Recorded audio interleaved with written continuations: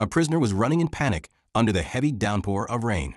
Before he could get far, a knife suddenly plunged straight into his neck. The assailant carefully pulled out the blade, then turned around and quietly walked away. The one who gave the order stood in the darkness, his eyes cold and emotionless, as if he had merely said goodbye to something that had been thrown away. The prisoner collapsed onto the wet ground, his blood mixing with the rainwater. In his final moments, a bitter thought crossed his mind, that dying like this was truly unjust. He had only just begun wanting to live honestly for himself, wanting to become a decent citizen, yet he was suddenly gone. The story began not long before that.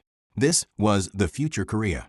In that time, the Judge Johan, went jogging every morning before returning home. He personally brewed coffee and prepared breakfast while his wife, Yoo Se-hui, was still sleeping soundly. When Se-hui woke up, Johan was still eating quietly. Not a single word was exchanged between them, as if two strangers merely sharing the same table. After a while, Johan drove to his workplace, the Central District Court of Seoul. In front of the courthouse, a group of protesters had gathered, demanding accountability from Gajin Chemicals for workplace accidents. Among them was a very young woman with a pale and frail appearance, Han Na-young, a leukemia patient. Her grandmother encouraged her repeatedly, saying that those responsible would be punished and would pay for their crimes. At that moment, Judge Johan appeared, wearing the powerful robe of a judge. He received a phone call from his father-in-law. Calmly and carefully, he reassured the person on the other end, as if to say this was not the first time he had dealt with such a matter. But after ending the call, he lost awareness of himself and kept gripping the pencil in his hand. His chest was filled with tangled emotions, and when he finally stopped, the pencil was nearly broken from the pressure. Inside the trial, the victim's side, led by the prosecutor, strongly argued that the toxic work environment was the cause of the workers' severe illnesses. Because of this, many developed leukemia and brain tumors, and 9 of them died at a young age. On the other side, Gajin Chemicals presented test results claiming that the concentration of chemicals in their facilities was within safe levels. Unknown to the public, even before the trial began, executives connected to Gajin had secretly met with Johan's father-in-law. They asked for help in settling the case. After that, his father-in-law called Johan and instructed him to give a lighter verdict in favor of Gajin Chemicals. However, no one knew that at that very time, Johan already had his own arrangement. He met with a representative of Gajin and laid out clear conditions. The court would reject all the plaintiffs' demands to protect the company's reputation. In exchange, millions of won would be paid in the form of untraceable bonds. It was a deal that appeared clean on paper and left no trace behind. During the trial, Judge Johan showed no hesitation in dismissing the workers' case and declared Gajin Chemicals not guilty. The entire courtroom erupted in anger and chaos. Amid the turmoil, Han Na-young suddenly vomited blood upon hearing the verdict, while her grandmother screamed in utter despair. Johan remained cold, merely ordering the staff to handle the situation before immediately leaving the courtroom. When his father-in-law learned of the verdict, he angrily called Johan. He harshly scolded him and demanded to know why he had completely acquitted Gajin Chemicals, when all that had been expected was a partial reduction of responsibility. Johan responded carefully and calmly, then quickly ended the call. But after hanging up, a long-suppressed anger flared up in his throat. He knew that in the eyes of Yoo Se-hui's family, he was nothing more than a puppet placed in the right position. His father-in-law also knew that his own son-in-law had deceived him to conduct secret dealings, but he chose to turn a blind eye, because a man greedy for money was easy to manipulate. To ease the weight on his mind, Johan often went jogging at night. But that night, when he returned home, he learned that Han Na-young had jumped from the roof of the hospital. She left a message saying she no longer wanted to be a burden to her struggling grandmother. Anger and grief echoed across social media, and netizens collectively expressed their despair and complete loss of faith in the law and justice. Though Johan maintained a cold exterior, his conscience began to gnaw at him relentlessly. The next day was his mother's birthday. Without emotion, Yoo Se-hui handed him a luxury bag and told him to keep the receipt in case it needed to be exchanged. Johan brought the gift to his mother's house. As he looked at an old family photograph, memories of the past suddenly resurfaced. His father had been an ordinary factory worker. During the days of labor strikes and violent demonstrations, Johan himself had been hired to help suppress the unrest. He witnessed with his own eyes how his father was brutally beaten. Since then, he had repeatedly asked himself whether his father had recognized him as one of the hired gangsters who destroyed their lives. A short while later, Judge Johan's mother arrived and directly asked whether his verdict had truly been just. She asked him to accompany her to the wake to apologize to their neighbor, who had lost her beloved granddaughter because of Johan's decision. The mother felt deep shame, as her own son, a judge, had seemingly cut off the last thread of hope for the poor. Despite this, Johann stubbornly insisted that he had merely done what was proper under the law. His mother said that as long as he continued to insist that his ruling was fair, she would believe him and defend him against the malicious tongues of others. Those words numbed Johann, and all the explanations he wanted to give became stuck in his throat. Meanwhile, the massive ES Group, which stood behind the chemical company Gajan Chemicals, officially came under investigation by the tough and determined female prosecutor, Kim Ji-na. Despite the strong objections of the CEO, Jang Tae-sik, Ji-na personally led a team of prosecutors in a raid and search of the ES Group headquarters. When he was finally cornered, Tae-sik begged Chief Justice Kang Shin-jin to save him. Shin-jin accepted the case, but it was clear that there was no turning back for the entire ES Group, so he was forced to comply. He immediately called Johann's father-in-law, the head of Gwangman Law Firm, and asked him to use Judge Johann to handle the case according to their wishes. On the other hand, Johann noticed that his mother had left her asthma inhaler behind. He quickly chased after her to return it, but at that very moment he received a call from his father-in-law, summoning him. After ending the call, his mother had already left on a bus. When Johann arrived at the meeting place, he was shocked to see that Chairman Jang Tae-sik of ES Group was already there. At the same time, Johann's mother visited the wake of the unfortunate neighbor's granddaughter. Overcome with grief, the child's grandmother lashed out at her, blaming her and beating her severely. Johann's mother did not fight back and silently accepted the violence as punishment she felt she deserved. She was deeply pained by the fact that her beloved son had become a corrupt judge who had completely lost his conscience. On her way home, she suddenly suffered an asthma attack and collapsed on the street. Johann noticed an incoming call from an unknown number, but he did not answer because he was busy arranging a drinking gathering for his father-in-law and Tae-sik. When the news finally reached him and he rushed to the hospital, his mother was already in a coma. Johann let out a sigh, thinking the situation was not yet that serious. But at that very moment, his mother's heart stopped. Despite all the doctor's efforts, she could not be saved. In that instant, Johann was completely devastated, and that was when the greatest turning point of his life began. The next day, Chief Justice Kang Shin-jin ordered Johann to be transferred to the criminal division and assigned to hear the ES Group case in a way favorable to them.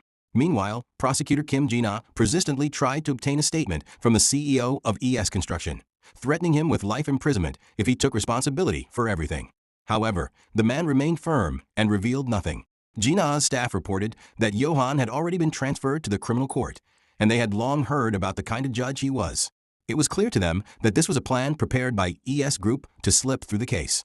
Through continued investigation, Ji-na and her team learned that Johann had graduated from an ordinary university. It was only after he became the son-in-law of Hina Law Firm that his career as a judge began to rise. From then on, in every case involving Gwangman Law Firm, Johann's rulings were always in their favor. However, in cases unrelated to Gwangman, he ruled fairly. It became even clearer that Gwangman was merely a front company for Hinal. Meanwhile, Johann's father suffered from Alzheimer's disease and lived in an expensive nursing home that cost millions of won each year, with all expenses covered by Johann's wife, Yu Se-hui. On the surface, it appeared that his wife's family took good care of him, but in reality, he owned no property under his name. Johann had two nicknames. First, he was called the puppet of his wife's family. Second, he was labeled Time's Up, meaning that once the exact time arrived, he would go home, because only a minimal number of cases were assigned to him to keep him in his position.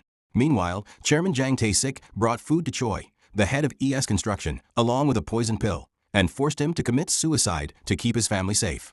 Before long, Ji-na received news that Choi had taken poison and killed himself inside the detention room. Meanwhile, Johann visited his father at the nursing home. There, he had hidden a steel box containing gold and money that he had secretly accumulated over the course of a year, without the knowledge of his wife's family. Ji-na personally confronted Johann, introduced herself, and informed him that she would indict Chairman Tae-sik in a case that Johann would preside over. She bluntly called Johann a puppet of his wife's family and warned him that he must rule according to the law, or she would crush him by any means necessary. Johann, however, remained expressionless. Not long after, he learned the news that Choi had committed suicide in prison. A few days later, Ji-na returned and handed Johann a USB containing evidence of all the corruption and embezzlement committed by Chairman Tae-sik. It was revealed that the person who provided this evidence was Kim Young-jin, the head of the accounting department of ES Construction. Ji-na did not deny that she held a personal grudge against ES Group and that she had immediately indicted Tae-sik upon becoming a prosecutor. By order of his superiors, Judge Kim Yun-hyuk entered Johann's office to ask how he intended to rule on the ES Group case. However, Johann kept his mouth shut and coldly dismissed his fellow judge. After that, Johann submitted his letter of resignation to the Chief Justice. The Chief Justice immediately informed Johann's father-in-law, who was greatly shocked by the news. After work, Judge Kim invited Johann to dinner with his father. He offered Johann a position as Chief Commissioner at the Supreme Court, but Johann stated that he had already submitted his resignation. Even when offered a higher position, Johann showed no interest. Judge Kim quickly reported this to the Chief Justice, who in turn immediately informed Johann's father-in-law. Johann was promptly summoned by his father-in-law. Upon arrival, he was forced to bow and greet his brother-in-law. He was ordered to finish the ES Group case first and then join the law firm. A prepared verdict was handed to him, and he was instructed to follow it in court. But Johann had endured enough years as a puppet. He openly declared his decision to stand on his own and to divorce Yu Se-hui. He was warned that the ES Group case had to be concluded first, and his brother-in-law continued to insult him, causing Johann's blood to boil. In the end, Johann declared the complete termination of his ties with the now law firm. That night, Johann directly told Yu Se-hui of his intention to divorce her, but she refused and insisted that they could only separate when she decided so. Overwhelmed with frustration, Johann went drinking and was beaten by 3 hooligans who took advantage of him. As he wandered the streets, he recalled all his sins, the victims of his unjust rulings, and his mother's final question asking why he had become this way. He could not stop the tears of regret from falling. The final day of the trial arrived.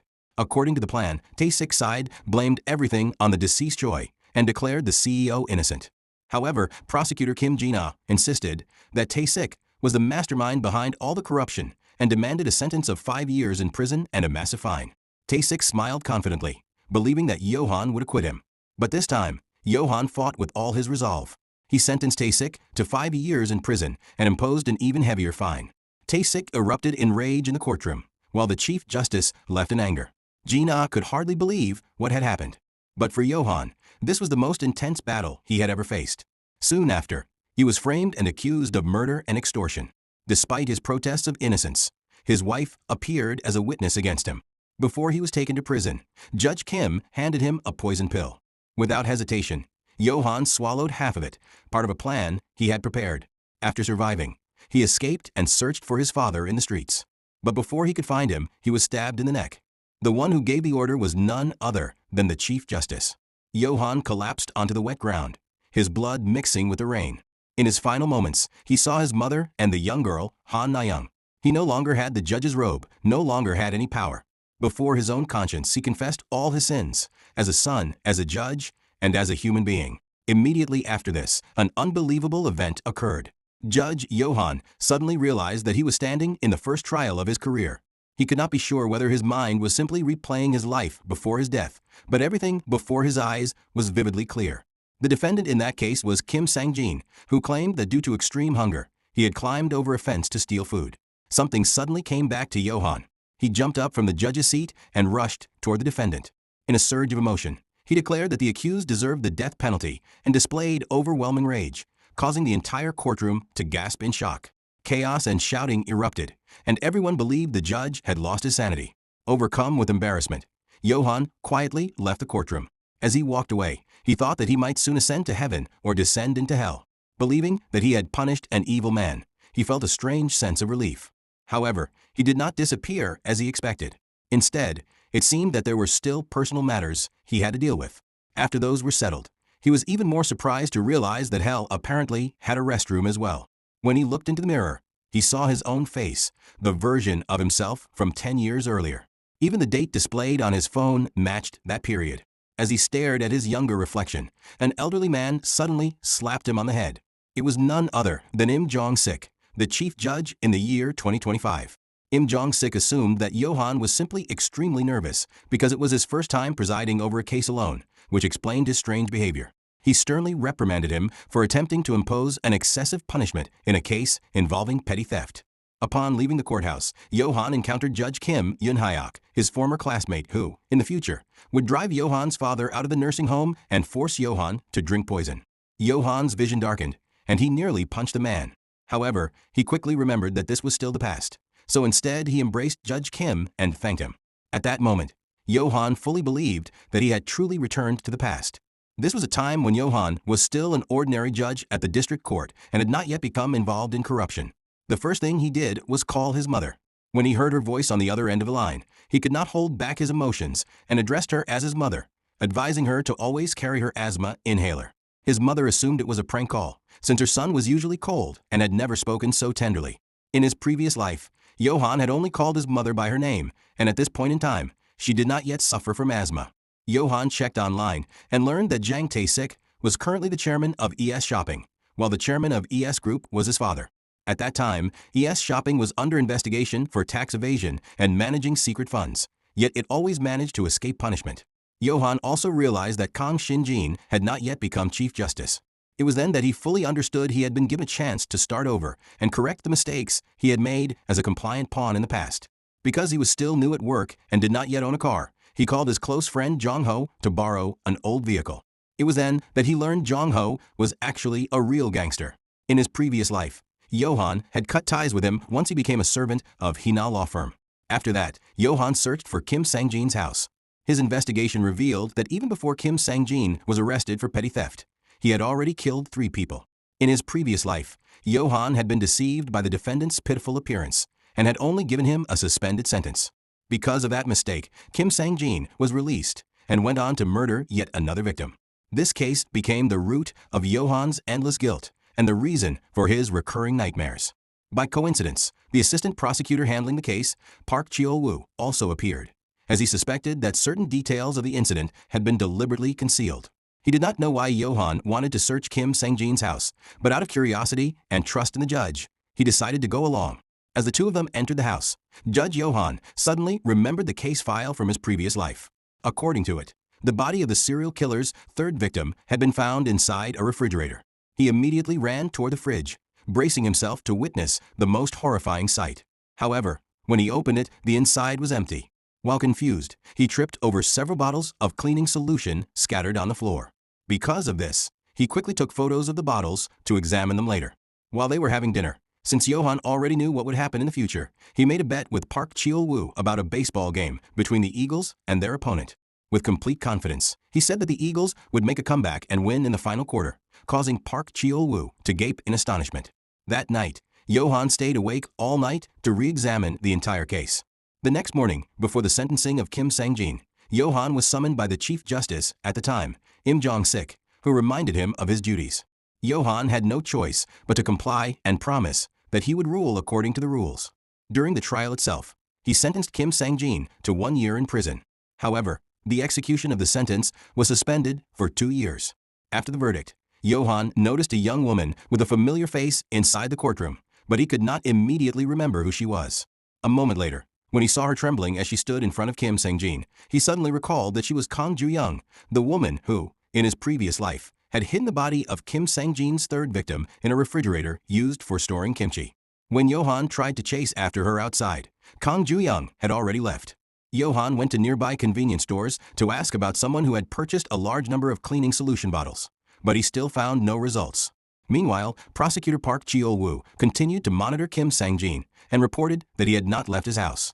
Johann immediately sent a message to warn him that Kim Sang-jin was a serial killer. Before long, a shop owner said that he had seen the young woman who bought many bottles of cleaning solution and identified her as Kang Ju-young. Johann followed her home and told her that he already knew everything. Kang Ju-young revealed that Kim Sang-jin had threatened to kill her mother if she did not follow his orders. Because of this, she had no other choice but to do what he demanded. Inside the refrigerator was indeed the body of one of the victims. It turned out that Kim Sang-jin frequently abused Kang Ju-young. On one occasion, she managed to escape and asked another woman for help. However, Kim Sang-jin killed that woman as well to silence her. After that, he threatened Kang Ju-young and ordered her to hide the victim's body. Because of overwhelming fear, Kang Ju-young did not dare report the crime to the authorities. Meanwhile, Park Cheol-woo followed Kim Sang-jin to a children's playground. Johann ordered him to arrest Kim Sang-jin immediately. However, Park Cheol-woo did not believe that Kim Sang-jin was a murderer, since they still lacked sufficient evidence. When Johann mentioned a little girl wearing clothes with a duck design, and Park Cheol-woo witnessed the lewd look Kim Sang-jin gave the child, he finally believed Johann's words. But at that very moment, Kim Sang-jin saw something on his phone and suddenly ran away. It was then that Johann remembered that Kim Sang-jin had placed a hidden camera inside a teddy bear to continue controlling Kang Ju-young. When he learned that Park Cheol-woo was chasing Kim Sang-jin up a steep road, Johan asked Kang Ju-young to point out the possible routes. Using his car, Johan sped ahead to the place where the murderer was certain to run. As they drew closer, Johan instructed Kang Ju-young to loudly repeat the words he was about to say, a sentence he was directly passing on the murderer. As the woman bravely shouted those words, the shadow of Kim Sang-jin appeared ahead on the road. Without hesitation, Johan stepped on the accelerator and rammed the murderer with full force. He personally brought him to justice, ready to end his life with his own hands. Afterward, Johan informed Cheol-woo of the location of the freezer where the body had been hidden, thereby fully exposing Kim Sang-jin to the law. The following day, inside the courtroom, Johan was repeatedly praised by his superiors. However, because he was still just an ordinary judge, he remained limited to handling minor cases. The murder case of Kim Sang-jin could not be assigned to him. When his superior noticed Johan's disappointment, he summoned him to the office. There, Johan voluntarily applied to become an assistant judge so that he could be the one to handle Kim Sang-jin's case. The director, known for his honesty and upright character, was impressed by Johan's firm principles and integrity. He approved Johan's request. Soon after, the trial of Kim Sang-jin officially began. Johan ascended the judge's seat with a determined gaze. In his previous life, he had delivered an incorrect verdict in this very case. This time, no matter what happened, he had to correct that mistake. Before the trial began, Johan personally visited the families of the 3 victims and invited them to attend the hearing to witness the judgment of Kim Sang-jin. Disregarding the usual limitations of a presiding judge, Johan stood and spoke directly. He did not read cold provisions of the law. Instead, he spoke from the perspective of the victims and fiercely condemned Kim Sang-jin. The verdict was based on the heartfelt words of the victims' families and their sincere desire for justice. Johan sentenced the accused to death. Emotions immediately erupted throughout the courtroom. Everyone applauded in unison. Even the guards, burning with anger, roughly pushed Kim Sang-jin out in his wheelchair. Johan's eyes grew red. At last, the mistakes of his past life were corrected through this trial. Suddenly, Johan noticed a man being followed by another person. He quietly followed them. At that moment, he clearly recognized the man. It was Kim Jin-han, whom he had once colluded with. His companion was none other than Kim Yun-hyuk, a fellow judge who harbored intense jealousy toward him. In this life as well, Kang Shin-jin still held the same powerful position. Johan followed them to a restaurant and saw Chief Justice Kang Shin-jin enter. He was the man who had killed Johan in his previous life. Rage instantly surged in Johan's chest. Kang Shin-jin and Kim Jin-han, the corrupt criminal judge, secretly conspired to manipulate court verdicts. They accepted bribes from companies evading taxes in exchange for reduced sentences. Not only that, they also profited from law firms.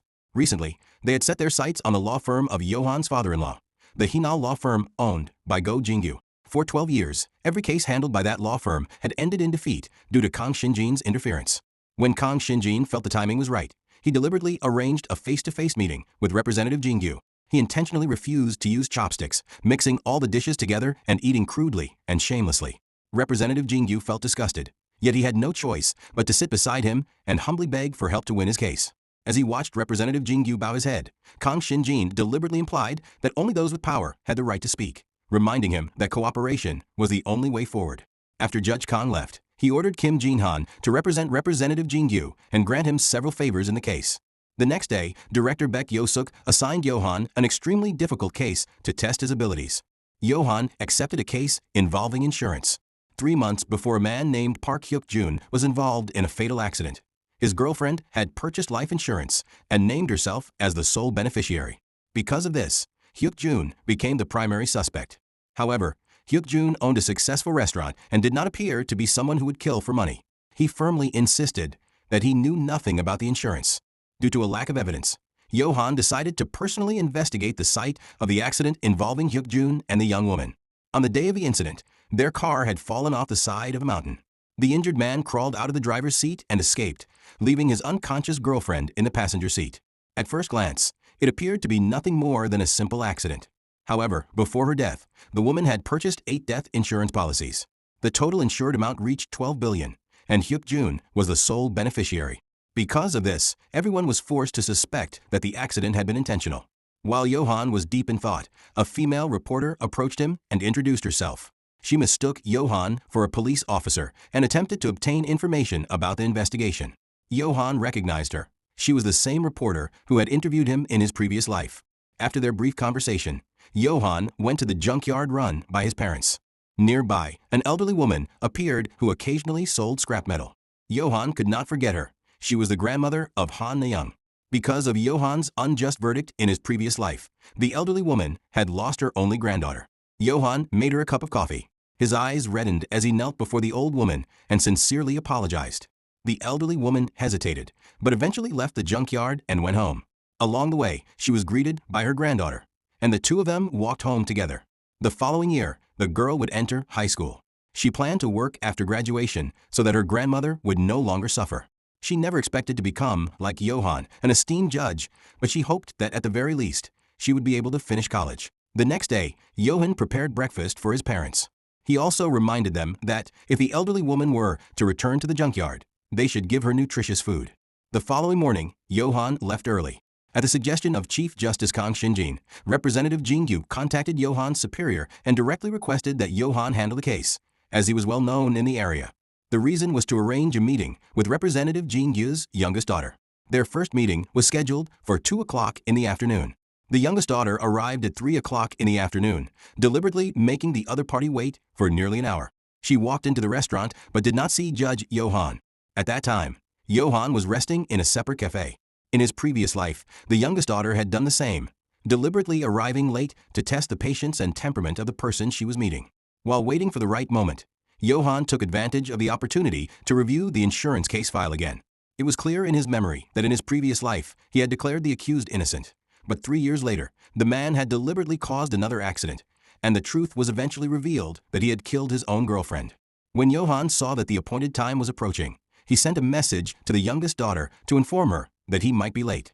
Because of this, the woman became extremely angry. When she stood up to leave the restaurant, she accidentally bumped into a waiter. Amid the commotion, Johann appeared behind her and supported her. The woman was furious and was about to scold and strike the waiter, but Johann grabbed her wrist to stop her. Johann introduced himself as the person she had been waiting for. Due to her anger and intense irritation from waiting, the woman slapped him. Johann reminded her that what she had done constituted a physical assault that could lead to a lawsuit, and that if the issue escalated, she would undoubtedly be the one to suffer the consequences. Because of those few words, the woman's attitude immediately changed. She was forced to apologize to the waiter, but from that moment on, tension and hostility formed between them. Not long after, someone recorded a video of the incident involving the youngest daughter and uploaded it online. When one of Johann's colleagues saw it, he immediately asked Johann about what had happened. Johann did not evade the question and told the whole truth, that he had indeed met with the youngest daughter of the Hinal law firm. Johann noticed the lack of confidence and jealousy in his colleague's eyes. The colleague had worked for the Chief Justice for a long time but had never been given importance, whereas Johann was favored by his superiors and was even being arranged a blind date. When Johann returned to the courtroom, he reopened the trial involving Park Hyuk-jun. This time, the witness was Gaeang, the cousin of Park's girlfriend and also her insurance consultant. Gaeang testified that while Seon-hee was still alive, the girl had never told Park Hyuk-jun about purchasing insurance. Because of this, the motive for murder for money seemed to disappear, and in such a situation, Park should have been released. However, it was clear that Gaeang was the only one who had knowledge of the insurance, making her the key to the case and requiring thorough investigation. Johann requested to examine Gaeang's phone, but she refused. When Johann then asked for her personal phone, Gaeang said that it was missing. At that moment, a call suddenly rang from inside her bag. Johann himself dialed that number. As a result, Gaeang was forced to hand over the phone. Johann opened the camera gallery and showed the court the photos, intimate pictures of Park Hyuk-jun and Gaeang. It could no longer be denied. In the end, Gaeang recounted the whole truth. She had once been Park Hyuk-jun's girlfriend and had introduced him to her cousin, Seon-hee. The three of them went out, drank together, and when Gaeang became drunk, only Park and Seon-hee continued on together. Later, Seon-hee told Park that she was pregnant and showed him a pregnancy test with 2 lines. Under pressure, Park was forced to break up with Gaeang. However, he later discovered that Seon-hee was not actually pregnant and had only used a fake test strip to deceive him. Filled with regret, Park secretly resumed his relationship with Gaeang.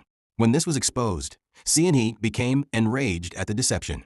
After purchasing insurance, Park deliberately drove onto a remote road, removed Seon-hee's seatbelt, and drove the car off a cliff, causing her death. After the case was resolved, Johann realized that the female reporter he had met at the accident scene had provided significant help. As someone who came from the future, Johann knew that Gaeang's private phone was the key to solving the case. When the reporter admitted that she knew Gaeang, Johan immediately asked whether she knew the private number, which made it possible to place the call inside the courtroom. The head of the department, Chief Justice Kang Shin-jin, also attended the trial after hearing about Johan's growing reputation. He noticed that Johan seemed to have known about the phone and even the outcome of the trial from the very beginning. Because of Johan's competence, Director Baek Isuk, the highest-ranking judge in their local court, valued him even more and planned to transfer him to the Supreme Court in Seoul. However, Johan clearly remembered that in his previous life, the judiciary was about to undergo reforms, and Baek would also be affected. He did not want an upright person to be harmed, so he refused the transfer and also decided to prevent Baek from becoming Chief Justice, as Kang Shin-jin regarded him as an obstacle. Johan decided to work together with Director Baek to fight against Kang Shin-jin. After the insurance scam case, the reporter once again asked Johan for help. Her father, a guard at the Palace of Plain Cast Iron, had been accused of theft. Upon hearing the name of the place, Johan recalled a case from his previous life, a burglary at the home of Director Lee of the Korean hospital, in which a secret accounting book had disappeared from an iron safe. After that incident, Director Lee had immediately contacted Chief Justice Kang Shin-jin. The head of the department, Chief Justice Kang Shin-jin, immediately panicked, because the missing notebook contained dark secrets of powerful people. After hanging up the phone, he immediately called the assassin working for him and ordered him to find the missing notebook at Director Lee's house. Meanwhile, Judge Johan arrived at the front of the palace. He noticed a suspicious man walking around and felt that he had seen him before. However, he did not pay much attention to it and instead followed the female reporter to the equipment room in the residential area. Using his professional legal knowledge, he helped the reporter avoid the guard's thorough questioning. After that, Johan went to his close friend Jong-ho and asked for help. He requested that Jong-ho use his extensive connections to track down the thief inside the palace. Jong-ho immediately agreed, but he could not help worrying about his old friend. Whenever there was trouble, even though Johan was already a judge, he did not turn to the police, but instead came to Jong-ho. Because of this, Jong-ho realized that the stolen item was extremely dangerous. Jong-ho's concerns stirred Johan's memories. His father was an honest and kind man who was often deceived by others, causing their family to suffer and frequently lack food. When Johan was young, he did not dare ask for even a toy because he understood their family's situation. Johan's father often emphasized the importance of studying, hoping that one day his son would become a judge. As Johan grew up, he and Jong-ho worked part-time jobs to earn money. During one incident, the guards were ordered to suppress protesters, and Johan's father was among them. From a distance, Johan witnessed his father fall. He was about to run toward him, but the police arrived at the scene, and Jong-ho was forced to pull him away. Not long after, the security company filed charges against Johan's father, accusing him of punching a guard and causing a bone fracture. In the end, Johan's father was sentenced to 1 year and 6 months in prison. Johan stood in the courtroom, helpless, as his own father was sentenced. He knew that he was the only witness who could prove his father's innocence, but he did not dare speak up. If he did, he would have to admit that he had abandoned his father and fled alone. Because of this, Johan's heart was filled with deep regret, and it was then that he firmly resolved to fulfill his father's wish of becoming a judge. Later, Johan realized that the mastermind behind his father's suffering was none other than Jang Tae-sik of ES Group. Without realizing it, he found himself standing in front of Tae-sik's company. From there, he noticed a woman blocking the chairman's car. As he approached, he recognized her as Prosecutor Kim Ji-na. Ji-na had orders to arrest Jang Tae-sik for tax evasion committed by his company. Despite the chairman's arrogance, he was forced to go with her. That night, Ji-na's superior reported the entire arrest of Tae-sik to Chief Justice Kang Shin-jin. Afterward, the department head contacted Jang Yong-hyun, Jang Tae-sik's father. He explained that the police had already obtained the records for an internal investigation, so the arrest had been rushed to prevent further action. As long as Jang Tae-sik was detained for 48 hours, everything would be fine. Not long after, Ji-na was summoned by the leadership and forced to stop the investigation and allow the chairman to rest peacefully. She had no choice but to comply. The next day, the leadership brought in a new set of books. Ji-na discovered that the data exactly matched the police investigation and was sufficient to prove that Tae-sik's company was supposedly clean. She was ordered to release the chairman, which greatly angered Ji-na. Meanwhile, Johan's father saw the news about the investigation into Tae-sik and immediately recognized him as the person who had imprisoned him in the past. When Johan saw the sadness on his father's face, he decided to seek out Ji-na to cooperate and bring down Tae-sik before they officially worked together. Johan planned to find the missing accounting book. A few days earlier, Jong-ho had discovered its whereabouts. A man who had just been released from prison had led his accomplices in the burglary at Director Lee's house. Upon hearing this, Johan and Jong-ho immediately went to the man's home. The man showed them a large bag of money, but there was no notebook inside.